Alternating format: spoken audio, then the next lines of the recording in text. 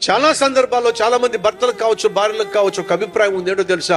అబద్ధాలు చెప్తేనే కుటుంబం కట్టబడుద్ది, అబద్ధాలు చెప్తేనే మనిషి ప్రశాంతంగా ఉంటాడు, అబద్ధాలు చెప్తేనే ఏ గొడవలు లేకుండా ఉంటాయి అని చెప్పి అబద్ధాల మీద అబద్ధాల మీద అబద్ధాల మీద అబద్ధాలని ఇసుక మీద మీ ఇల్లు కట్టే ప్రయత్నం చేస్తారు. సడన్ గా వర్షం వస్తుంది, ఇల్లంతా కుప్పగూలిపోతుంది. అబద్ధాల మీద మీరు ఎప్పటికీ కూడా మీ కుటుంబాన్ని కట్టలేరు.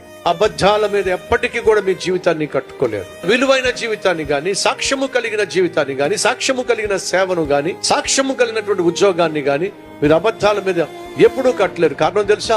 అబద్ధాలు చెప్పేవారిని ఎవడు నమ్మడం. ఒకవేళ నువ్వు ఏదైనా చెప్పావనుకోండి, పక్కడే ఉంటాడు, వాడు నమ్మక ఎందుకు నమ్మకూడదని వాడు చెప్పేవాడిని అబద్ధాలు. నువ్వు అబద్ధం చెప్పావయ్యా అంటే ఎవ్వరు నిన్ను నమ్మరు. ఎందుకని? అబద్ధాలు చెప్పేవాడిని ఎవడు నమ్ముతారండి?